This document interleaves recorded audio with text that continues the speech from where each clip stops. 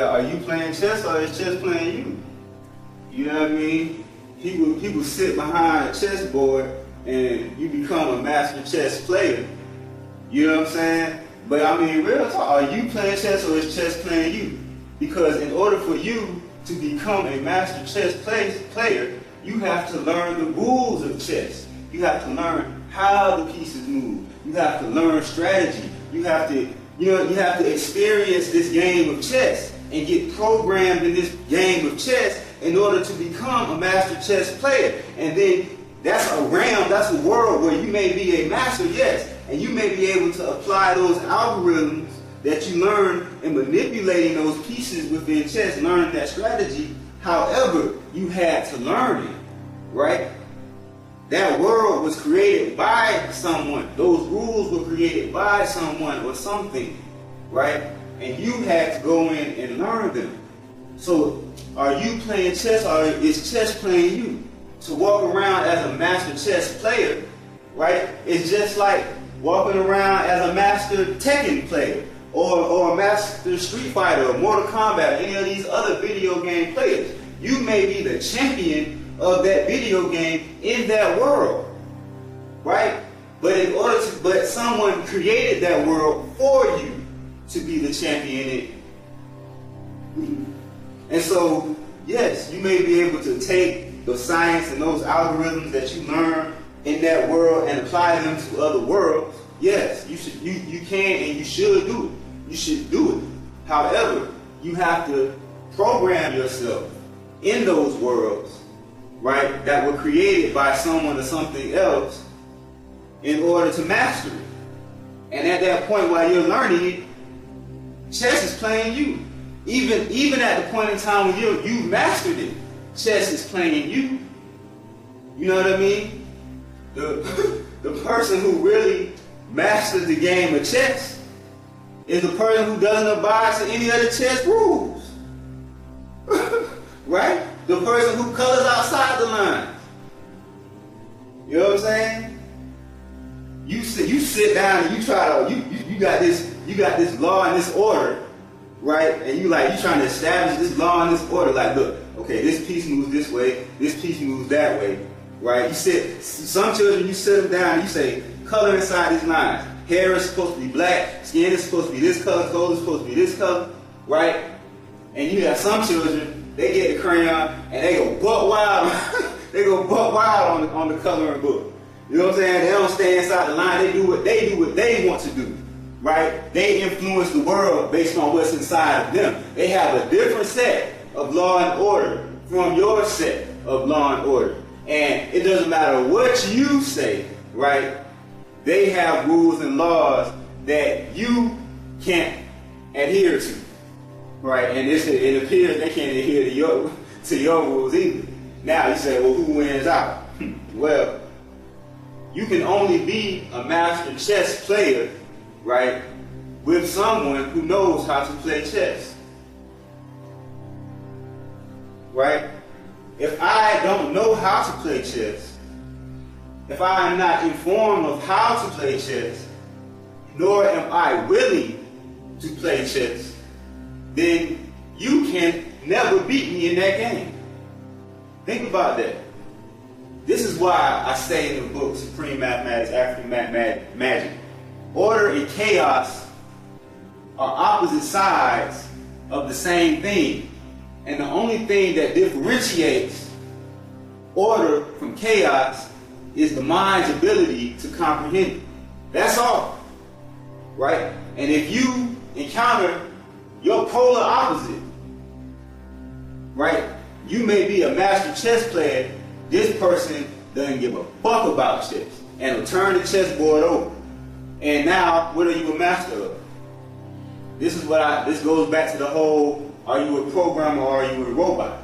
A computer programmer still has to learn how to program, still has to learn the programming language, still has to, right, has to be a robot in some respect before he can even program other robots or other things or make other software. So are you playing chess or is chess playing you? right? You're gonna be a master chess player, right? But on your way to becoming a master chess player, chess is gonna play you. On your way to becoming a programmer, right? That code, that program is gonna play you, right? And it's gonna play you until your mind can comprehend it, and then at that point you master it, right? At that point, then you can create your own chess game. You can create your own program. See, what is a master without an opponent? You know, for you to be a master chess player, a master programmer, a master controller, right? Without something to control. So the first step to becoming a master of anything, of any system, of any environment that you create, is to find a way to get someone to want to participate. You know what I'm saying? In the case of that kid who would sit down at the chess table and doesn't want to adhere to any of your rules. Like, you're a master chess player, and you're a master chess player in the rules, laws, and orders of the game of chess, right? I'm speaking metaphorically here. And literally in the game of chess, and metaphorically in other areas. You the master of those rules. Now, as the master chess player, within those rules, within that box, right? If someone sits down at the chess table, at the board, and they start doing things, they start making rules, they start making moves that don't adhere to the rules that you're a master of, you say, hold on, wait, you shouldn't be able to do that. And they say, no, the way I play this game, this is how I do it. This is what I do. And I'm like, no, that's not how the game is played. No, this is how so now you all end up debating about rules, right? And you're no longer even playing the game. That person that brought you're the master chess player, that person that brought you out of the realm where you are a master, where you can control, and now you're debating rules and codes and order. Now, if that person is able to bend any of your rules, negotiate any of your rules, right,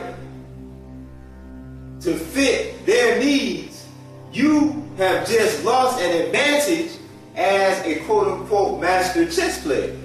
If that person says, well, you know, the way I play this game, this knight, it moves like this. If the way I play this game, my rook, it can go diagonally. Now, if you concede, you say, okay, we can sit down and play, and if you concede, now you have to figure out a way to beat them using some new rules, right? And if you all can't come to an agreement, if that person is completely outside and I don't want to hear, I'm not playing this game, what do you say? You say, well, that person is out of control. I can't control them. I'm not the master of that person because I can't bring them into this realm which I'm a master of, right? And so one of the first steps, if you're going to be a master chess player, if you're going to be a master programmer, a master control, a master of anything, right? One of the first things you have to do is figure out a way to get people to want to participate in it. Because if you don't have anybody to participate in it, are you really a master? You know what I'm saying? you're the master. Yeah, you the one and only. You lonely, right? Which goes back to your whole biblical story. God created people because he was lonely. He needed something to be a master of. He couldn't be a master by himself. He couldn't be God by himself. You know what I'm saying? Without something to be God over, who and what, you know.